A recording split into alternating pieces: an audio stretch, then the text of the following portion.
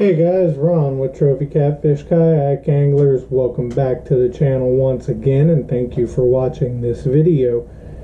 If you guys have watched some of the videos that I've posted up in the past few weeks, you know that April, although I caught some nice fish, was a little bit of a rough month for me.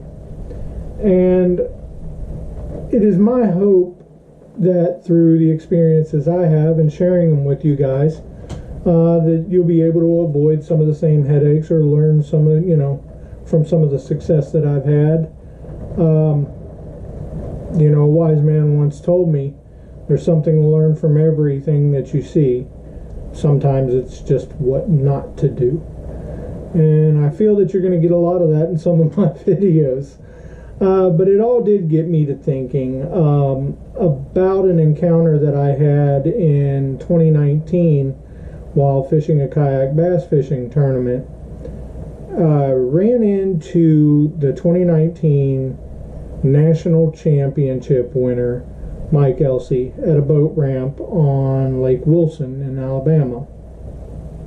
And I knew from the leaderboard that Mike had done pretty well that day. At one point in time, I thought he actually might win it, but he was in second place come to the end. At last that we had seen in the leaderboard. So I was talking to him about where he found his success and everything else, and he seemed really disappointed while we were talking, which baffled me because I had a crap day. I felt like I had more of a reason to be disappointed than he did. But he explained that the tournament, in his mind, was his to lose. He was on the fish. But there were some mistakes that were made on his part, some situations that arose while he was fishing that cost him the ability to catch the fish that he needed to win the tournament. And he said, I didn't fish clean, I didn't deserve to win. And that really set my mind on fire and kind of stuck with me. And then, thinking about what he said and the explanation behind what he meant really made me look at the things that I do. Now, I'll be the first to tell you, I don't fish clean. I need to, but I've got a lot of work to do there. So there are some guidelines that I've laid out for myself going forward to help me fish clean. This is a problem for some of us. It's less of a problem for others. But, for those of us that are having issues with it, I thought maybe this video might be helpful. I know that Jesse had some of the same issues this month as I did, and he and I have talked about it.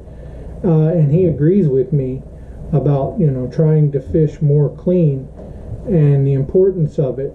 And it's something that both of us as anglers are striving towards. And, that guy catches some good fish.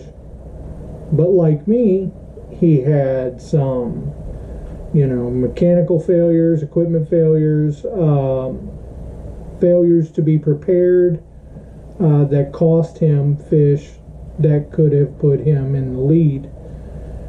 And, these aren't excuses. These are the things that we have to learn from to become better anglers. So how do we avoid that? Well, a good portion of it starts before you ever leave your house. It's going to take solid prep work. You're going to need to go over a game plan of where you're going to fish, what you're looking for as far as structure goes, cover goes, what you expect water temperatures in that given area are going to be. Why is the water temperature important? Because that'll tell you about a lot about where the bait's moving in and out of. And you're going to want to make sure that the places that you're fishing are the type of places where the bigger game fish are going to be. So that prep work becomes very important there. Let's expand that prep work just a little bit. Make a checklist that you can go through to make sure that you're not forgetting anything that you need. Cutting board, forgot it before. Identifier, yeah, we all seen Ron did that this past month. Anchor, believe it or not, I've forgotten my anchor so many stinking times it's not even funny. PFD, I've had to turn around and drive 45 minutes back to the house from a boat ramp to get my PFD. That's not such a great feeling. Just things like that. Make sure that you have everything with you before you leave the house and it's all checked off. Make sure that you've done your prep work as far as your gear goes. Check your rod for any serious nicks, maybe some cracks. Check the eyelets if they're porcelain eyelets. Not such a big deal with the stainless steel eyelets, but with porcelain eyelets, they can get a crack in them that you don't even see with the naked eye, and that crack will nick your line and it'll cost you a big fish. And there's some tricks for checking those eyelets if you have those type of eyelets. They're almost obsolete in the catfishing world, but I think some of the ugly sticks still use them. You can take a razor blade and run that blade just lightly around those eyelets, and if there's any cracks in them, that fine blade on that razor blade will catch that crack and you'll hear it tick, and then you know you've got a bad eyelet that needs to be repaired or replaced. Check your line. If you've caught a couple nice fish on your line, you need to check your leaders, maybe tie fresh leaders on, double check your knots, check the hooks that you're using, make sure they're good and sharp. If you've caught a couple nice fish on the line, check that main line. If it's mono, strip 3 to 10 foot off of it, somewhere in there, and tie it on fresh, because that line will get stretched out and weakened.